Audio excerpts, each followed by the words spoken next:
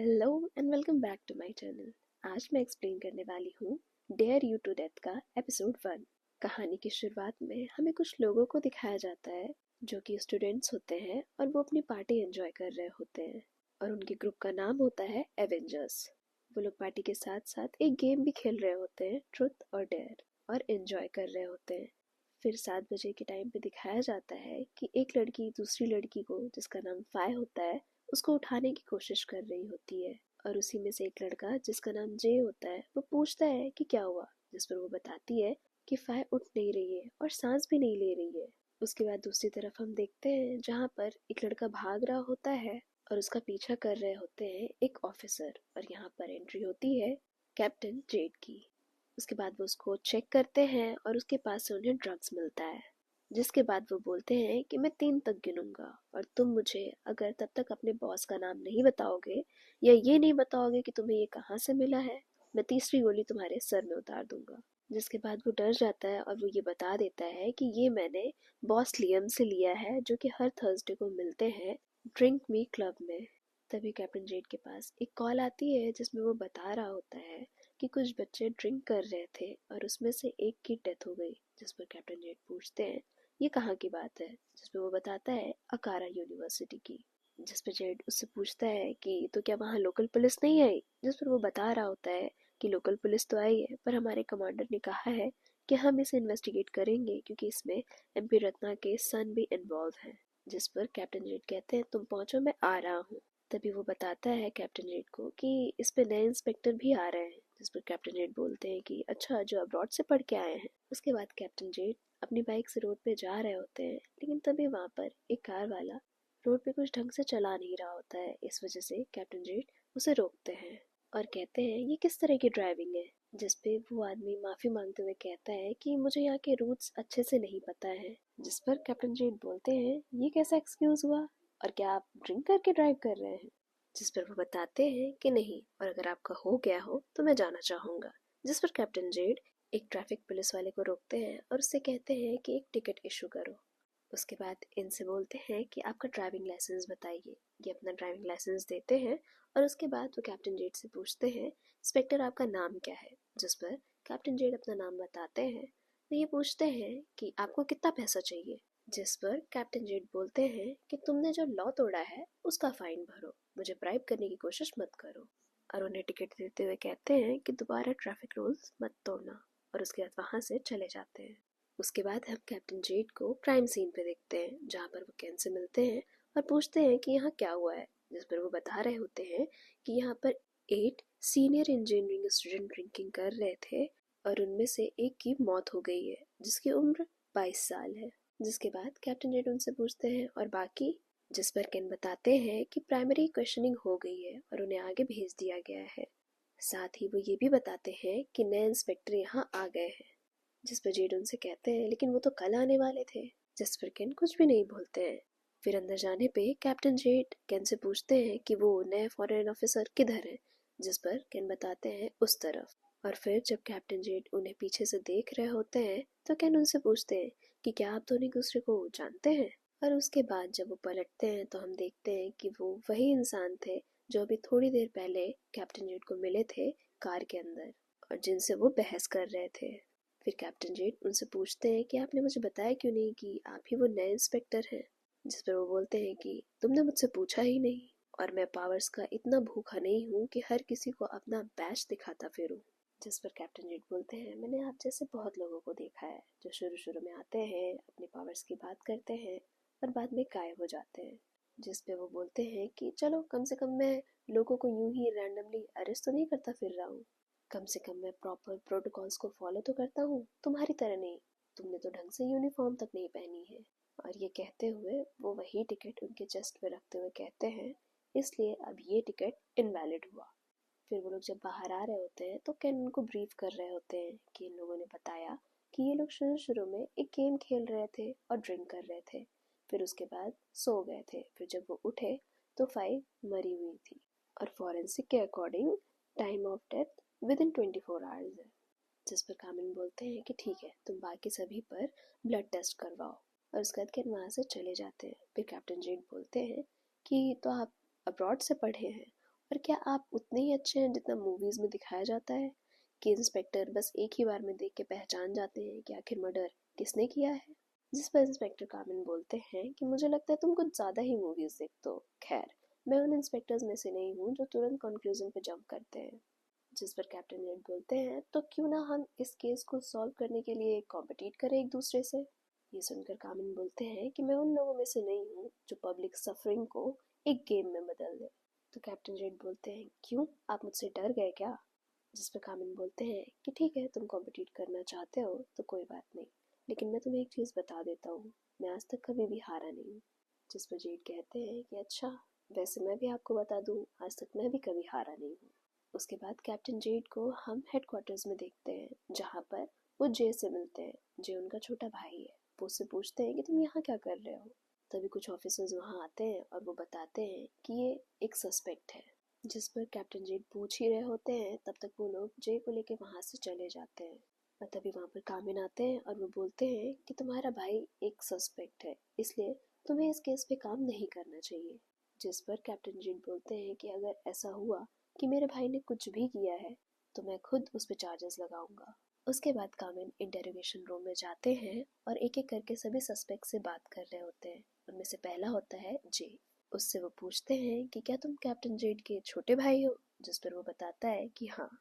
और तभी बाहर से कैप्टन जेड बोलते हैं कि जे, जो भी चीजें हो सच सच बताना, झूठ मत बोलना। इंस्पेक्टर कामिन जे से पूछते हैं कि बताओ वहाँ पे क्या हुआ था। जिस पे जे बता रहा होता है कि फ्रेशमैन इनविटेशन के बाद हम सभी लोग फैकल्टी स्टोरेज रूम में ड्रिंक कर रहे थे और चैम्प वहाँ से जल्दी जाने के लिए बोल रहा था, लेकिन फाय और शिरीन के कहने पर वो रुका रहा। उसके बाद कामिन आगे पूछते हैं कि तुम लोग कोई गेम भी खेल रहे थे, कौन सा गेम था? जिस पे जे बताता है कि हम लोग कुछ देर ट्रूथ और डेयर खेल रहे थे, लेकिन थोड़ी देर के बाद एक एक करके हम सभी सोने लगे और जब मैं उठा तो प्रोफाइल ऑलरेडी उस हालत में थी। जिस पे कामिन बोलते हैं तो तुमने डॉक्टर को फ़ोन क्यों किया, पुलिस को क्यों नहीं? जिस पे जे बोलता है क्योंकि हमें ऐसा लगा था कि हम उसे बचा लेंगे। जिसके बाद कामिन उससे आगे पूछते हैं कि वो शराब कौन लेके आया था। उसके बाद दिखाया जाता है सस्पेक्ट नंबर 2 को, जो कि टाइम है, जो बताता है कि हाँ, मैं ड्रिंक्स लेके तो आया था पर मैंने उन्हें मिक्स नहीं किया था। ड्रिंक्स को मिक्स तो टोंकला ने किया था। और एक और बात, जब आइस खत्म हो गई थी और मैं लेने जा रहा था तब मैंने शिरीन और चैम्प को आपस में आर्ग्यू करते हुए देखा था। जिस पे इंस्पेक्टर कामिन उसे फोटोज दिखाते हुए कहते हैं कि क्या ये दोनों डेट कर रहे हैं? तो टाइम कहता है कि नहीं, चैम्प और फायर डेट कर रहे थे और शिरीन फायर की बहुत अच्छी दोस्त है। जिस पे कामिन कहते हैं कि तो इसका मतलब है तुम ये कहना चाहते हो कि शिरीन और चैम्प के बीच लड़ने की वजह फायर थी? और ये बताओ कि जब तुम लोग उठे और तुमने देखा कि फायर मरी हुई है तो तुम लोगों ने पुलिस को कॉल क्यों नहीं किया? जिस पे टाइम बोलता है कि आपको ये बात बेल और तार से पूछना चाहिए। और उसके बाद दिखाई जाती है सस्पेक्ट नंबर 3, बेल। और वो बता रही होती है कि हम में से किसने सोचा था कि ड्रिंक करने से किसी की जान चली जाएगी। मैं तो बस अपने दोस्तों की हेल्प करना चाह रही थी और इसीलिए मैंने पहले एम्बुलेंस को बुलाया। जिस पे कामिन बोलते हैं लेकिन सिर्फ तुमने और तार ने मना किया, ऐसा क्यों? जिस पे वो कहती है मैंने किसी को रोका थोड़ी ना था, अगर वो चाहते तो कॉल कर सकते थे। और सच बताऊं तो सबसे ज्यादा डरा हुआ तार था, क्योंकि वो बहुत ज्यादा ड्रग्स करता है। और उसके बाद हमें दिखाया जाता है सस्पेक्ट नंबर 4, जो कि तार है। और वो बोलता है कि मुझे पता है आपको ये सब कौन बोल रहा है, पर मैं आपको बता दूं, मुझसे ज़्यादा बेल डरी हुई थी, क्योंकि उसने एक जूनियर को बुली किया और तो और उसे मारा भी और उसका फेस भी खराब कर दिया। और वो कह रहा होता है कि मुझे पता है वो ब्रेव इसलिए है क्योंकि उसके पास बैकअप है। और उसके अलावा टाइम के डैड एक कॉप है और चैम के डैड तो एक एमपी है और तो और जे का बड़ा भाई भी एक पुलिस ऑफिसर है। और इतना सुनते ही कैप्टन जेट बाहर से बोलते हैं, इसके अलावा तुमने एक और शब्द बोला ना तो मैं तुम्हारा सर फोड़ दूंगा। और आगे वो कंटिन्यू करता है, वो कहता है कि मैंने ड्रग्स बहुत पहले छोड़ दिया। जिस पर इंस्पेक्टर कामिनो से बोलते हैं कि क्या तुम श्योर हो कि तुमने ड्रग्स छोड़ दिया है? जिस पे वो बोलता है कि हाँ। और उसके बाद हम नेक्स्ट सस्पेक्ट को देखते हैं, जो कि होता है टोंकला। उससे इंस्पेक्टर कामिन पूछते हैं, तुम्हारे दोस्तों ने बताया कि तुमने ड्रिंक्स मिक्स करी थी? जिस पर वो बोलता है कि हाँ, लेकिन तब नहीं जब मैं वॉशरूम यूज़ करने गया था। उसके बाद कामिन उससे बोलते हैं कि क्या तुम बता सकते हो कि वहाँ पे क्या हुआ था? जिस पे वो बताता है कि सबसे पहले मैं और टाइम गए थे और हमने रूम प्रिपेयर किया, फिर उसके बाद जे, बेल और शरीन आए थे, फिर उसके बाद तार और सबसे लास्ट में चैम्प और फाई। और फिर बस हम नॉर्मल ड्रिंक कर रहे थे और उसके बाद शरीन और फाई ने गेम शुरू किया और सबसे पहले नॉकआउट हुआ था टाइम और फिर शायद बेल, जिस पर कामिल उससे पूछते हैं तो तुम्हें क्या लगता है ये किसने किया होगा, जो बोलता है कि शायद चैम्प ने, क्योंकि उसकी गर्लफ्रेंड मरी है और उसे देख के ऐसा लग तो नहीं रहा है, उसे कोई दुख तो नहीं हुआ। पर उसके बाद हम नेक्स्ट सस्पेक्ट को देखते हैं जो कि है चैम्प और उसे कामिल पूछते हैं कि क्या तुम और फाई डेट कर रहे थे, जिसपे वो बताता है कि हाँ, और फाई बहुत स्वीट थी, काइंड थी। जिसपे कामिल बोलते हैं तो तुम सैड क्यों नहीं हो, जिसपे वो बोलता है कि हो सकता है मैं शॉक में हूँ और ऐसा भी हो सकता है कि मैं अपने इमोशंस को हाइड करने में काफ़ी अच्छा हूँ। जिस पर इंस्पेक्टर कामिल उससे बोलते हैं कि क्या फाई को कोई दिक्कत थी या कुछ वो अलग बिहेव कर रही थी, जिस पर वो बोलता है कि उसने स्लीपिंग पिल्स ली थी और साथ ही उसको स्टमक अल्सर भी था, इसलिए वो ज़्यादा ड्रिंक नहीं कर सकती थी, और अगर आपको और कुछ बात करनी है तो आप मेरे लॉयर से बात करिए। जिस पर कामिल बोलते हैं कि तुम एक सस्पेक्ट हो, इसलिए तुम चुपचाप यहाँ बैठ जाओ। वहीं दूसरी तरफ हम कैप्टन जेड को देखते हैं जो कंट्रोल रूम से बाहर आ रहे होते हैं और शरीन को बोल रहे होते हैं कि शायद इसमें थोड़ा और वक्त लगेगा। शरीन सस्पेक्ट नंबर 7 है और वो बोल रही होती है ठीक है कोई बात नहीं। उसके बाद कैप्टन जेड उससे पूछ रहे होते हैं कि ये बताओ कि चैम्प और फाई के बीच में क्या था, जिस पे वो बता रही होती है कि चैम्प एमपी का बेटा है और इसके अलावा वो ठीक है, अच्छा है, लेकिन उसके बहुत सारे फ्रेंड्स भी हैं और फाई उसकी गर्लफ्रेंड थी, वो दोनों साथ में खुश थे और मैंने तो ये भी सुना था कि ग्रेजुएशन के बाद वो शादी कर लेंगे। जिस पर कैप्टन जेड उससे पूछते हैं कि क्या उसे कोई मेडिकल प्रॉब्लम थी, जिस पर वो बताती है कि फाई अक्सर स्लीपिंग पिल्स लिया करती थी और उसके अलावा उसको स्टमक अल्सर था और पार्टी में वो ड्रिंक कर रही थी, तो इसलिए मैं नहीं बता सकती कि क्या वो ज़्यादा पीने की वजह से मर गई या कोई और वजह थी। जिस पर वो आगे उससे पूछते हैं कि उस दिन जब तुम उठी तो तुमने क्या देखा, जिस पर वो बताती है कि पहले तो हम सब बहुत ज़्यादा पैनिक कर गए थे, लेकिन उसके बाद जब हम थोड़ा नॉर्मल हुए तो टोंगला ने सबसे पहले एम्बुलेंस को कॉल किया। तभी हम लोग देखते हैं कि किसी के चिल्लाने की आवाज़ आ रही होती है और वो कह रहा होता है कि तुम होते कौन हो जिसने मेरे बेटे को अरेस्ट किया। फिर हम वहाँ पर देखते हैं कि चैम के डैड होते हैं जो कामिन से ये कह रहे होते हैं और कामिन बोलते हैं कि ये मेरा काम है, ये क्राइम सीन पे था और ये मेरी ड्यूटी है कि मैं इससे क्वेश्चन करूँ। जिस पर चैम के डैड बोलते हैं तो आप हमारे लॉयर से बात करिए और चैम तुम चलो घर चलो। जिस पर कामिन उन्हें रुकने को बोल ही रहे होते हैं तभी कैप्टन जेड इंस्पेक्टर कामिन को शांत कराते हुए चैम के डैड से बोलते हैं इनकी तरफ से मैं आपसे माफ़ी मांगता हूँ और अगर कुछ होता है तो हम आपको बुला लेंगे। फिर वो लोग वहाँ से चले जाते हैं तो कैप्टन जेड कामिन को समझाते हुए कहते हैं कि ये ठीक नहीं है, चैम्प एमपी रत्ना का बेटा है। जिस पर इंस्पेक्टर कामिन बोलते हैं उससे क्या होता है, मुझे सच जानना है, लेकिन उससे पहले हमें एक और काम करना है। जिस पर कैप्टन जेड उससे पूछते हैं कि क्या, जिस पर कामिन बोलते हैं कि अपने भाई को बाहर लेके चलो खाने के लिए।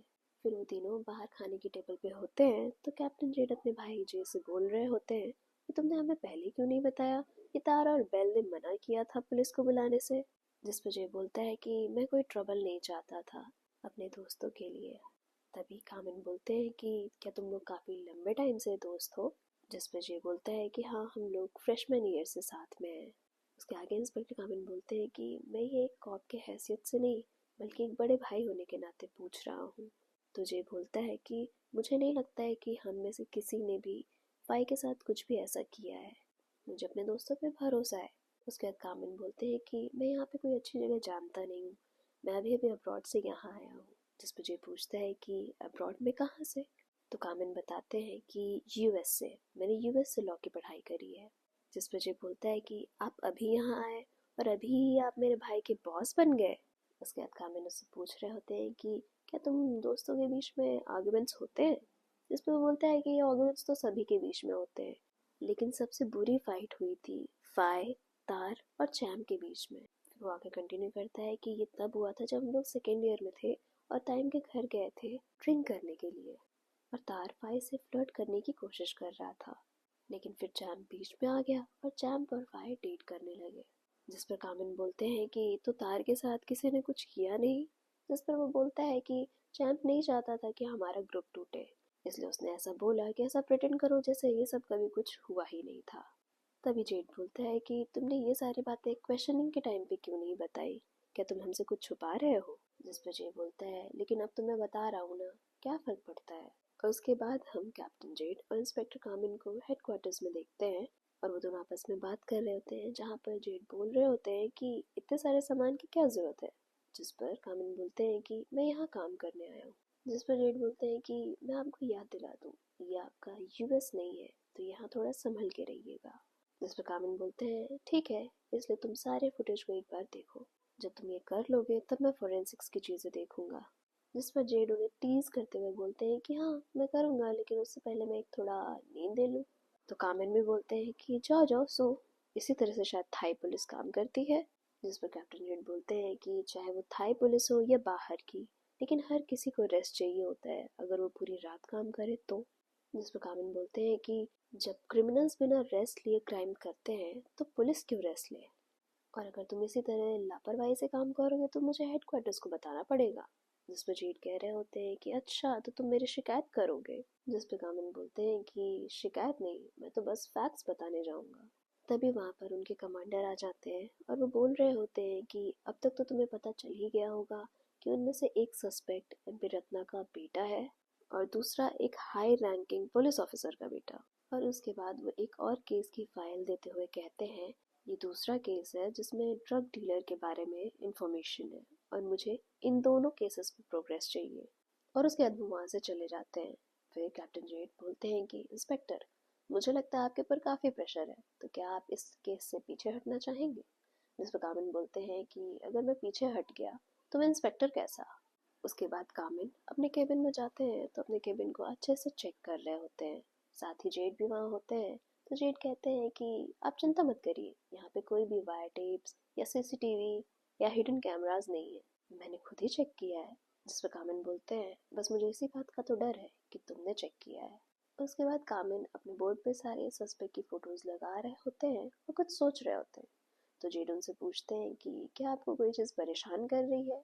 जिस पे कामिन बोलते हैं मुझे ऐसा लग रहा है कि ये सातों बच्चे हमसे कुछ छुपा रहे हैं। इधर हम तार को देखते हैं जिसके हाथ में एक एनवलप होता है और वो उसे लेकर अपने रूम में जा रहा होता है। और उस एनवलप पे तार का नाम लिखा होता है और उसके नीचे लिखा होता है ट्रुथ और डेयर। और उसके बाद वो चैम्प को कॉल करके उस पर भड़क रहा होता है कि तुमने ये कैसा लेटर भेजा है मुझे। इधर कामिन फुटेज दिखाते हुए जेड से बोल रहे होते हैं कि मैं पूरा यकीन के साथ कह सकता हूँ कि तार ड्रग्स पे था, और अगर हमें उसके सप्लायर के बारे में पता चल जाए तो शायद हम जान सकते हैं कि उस रात क्या हुआ था। फिर आगे वो बोलते हैं कि क्या तुम ड्रिंक में बार के बारे में जानते हो। जिस पर कैप्टन जेड बोलते हैं हाँ। आगे कामिन बोलते हैं कि इस स्टूडेंट वाले केस पे अभी हमें फॉरेंसिक और लैब रिपोर्ट का वेट करना पड़ेगा, तो इसलिए पहले मैं इस वाले रिपोर्ट पे काम कर लेता हूँ। जिस पर जेड बोलते हैं तो क्या आप हमेशा ऐसे ही काम करते हैं। जिस पे कामिन पूछते हैं ऐसे से तुम्हारा क्या मतलब है। जिस पे जेड बोलते हैं ऐसे मतलब अकेले बिना टीम मेंबर्स को इन्फॉर्म किए या उनसे कंसल्ट किए। जिस पे कामिन बोल रहे होते हैं कि तो तुम्हारा क्या स्टाइल है। जिस पे जेड बोलते हैं कि ये तो डिपेंड करता है कि आप मुझसे ये क्वेश्चन कर रहे हैं या फिर मुझे इनवाइट कर रहे हैं। उसके बाद उन दोनों को एक शॉप के बाहर दिखाया जाता है, जहाँ पर जेड उस शॉपकीपर से बोल रहे होते हैं तो चिकन टेल देना। और फिर इंस्पेक्टर कामिन जब उसे लेते हैं तो उसे कुछ ज़्यादा ही क्लीन कर रहे होते हैं। जिस पर जेड बोलते हैं कि अच्छा तो आप कुछ ज़्यादा ही हाइजीनिक पर्सन है। जिस पर कामिन बोलते हैं कि मुझे चीज़ें साफ़ सुथरी अच्छी लगती हैं। और आगे वो पूछते हैं कि हम इस टाइम ड्रिंक में क्लब के बाहर क्या कर रहे हैं। जिस पे कैप्टन जेड उस शॉपकीपर से बोलते हैं कि एक पैकेट स्टिकी राइस देना, जिसके बाद वो उन्हें एक एनवेलप देता है। फिर रात के टाइम में हम देखते हैं उन दोनों को उसी क्लब के बाहर, जहाँ पर अंदर जाने के टाइम पे सिक्योरिटी उन्हें रोकते हुए कहता है कि क्या आपके नाम पे कोई टेबल बुक है। जिस पर कामिन बोल रहे होते हैं नहीं, पर जेड बोलते हैं कि आप जेड नाम से देखिए। फिर अंदर जाने के बाद जब वेटर उनके पास आता है तो इंस्पेक्टर कामिन उससे बोलते हैं स्पार्कलिंग वाटर ले आइए, और वहीं पर जेड बोलते हैं कुछ स्ट्रॉन्ग लेके आइएगा। उसके बाद कैप्टन जेड कामिन से बोल रहे होते हैं अच्छा स्पार्कलिंग वाटर। जिस पर कामिन बोलते हैं उसका मतलब है कि सोडा, क्या तुम्हें इंग्लिश नहीं आती है। जिस पर कैप्टन जेड उनके ऊपर हाथ रख के उन्हें कह रहे होते हैं कि आप प्लीज़ थोड़ा ब्लेंड होने की कोशिश करिए। तभी उन लोग की तरफ कोई देख रहा होता है। जिस पर जेड उन्हें कह रहे होते हैं कि अरे बेबी आप मुझसे गुस्सा क्यों हो, मैं तो बस आपको एक किस करना चाह रहा। और उसके बाद वो कामिन के गाल पे किस कर लेते हैं। जिसके बाद कामिल टिश्यू से अपना चीक साफ करते हुए कह रहे होते हैं कि क्या बेबी, इसके अलावा तुम्हें कुछ और रोल नहीं मिला था? तभी कामिल के पास एक और लड़का आता है और उनसे कह रहा होता है कि क्या मैं आपके साथ टोस्ट कर सकता हूँ। और आगे वो पूछता है कि क्या आप दोनों डेट कर रहे हैं? जिस पे कामिल बोलते हैं तुम्हें क्या लगता है कि मेरा टेस्ट कैसा होगा? और उसके बाद वो जेड की तरफ देखते हैं और फिर इसकी तरफ देखते हुए कहते हैं हम सब दोस्त हैं। जिस पर वो लड़का कह रहा होता है ये तो अच्छी बात है, तो क्या आप हमें उस टेबल पे ज्वाइन करेंगे? और तभी जेड कामिन को अपनी तरफ खींचते हैं और उस लड़के को अपनी गन दिखाते हुए कहते हैं कि मेरा बॉय अवेलेबल नहीं है। और फिर उसके बाद जब क्लब के अंदर कामिन डीलर को देखता है तो वो उसके पास जा रहा होता है, जिस पर जेड उसे रोकते हुए कहता है पहले मुझे बैकअप बुला लेने दो। और तभी जेड किसी को देखकर छुप रहा होता है, जिस पर कामिन पूछता है कि क्या हुआ। जिस पर जेड बताता है कि वो जो डीलर का आदमी है वो मुझे जानता है और वो ये भी जानता है कि मैं एक कॉप हूँ। जिस पर कामिल उसे कवर करता है और वो फिर बैकअप के लिए बुला लेता है और वो लोग मिलके रेड करते हैं। और इसी बीच में वो डिस्ट्रीब्यूटर भागने की कोशिश कर रहा होता है और कामिल उसके पीछे जाता है। और उसके बाद कामिल उस डिस्ट्रीब्यूटर को वार्न कर रहा होता है कि तुम अपने हाथ ऊपर करो और इधर घूमो। और तभी वो कामिल के ऊपर हमला करता है, लेकिन कामिल बच जाता है और वो उसके पैर में गोली मार देता है।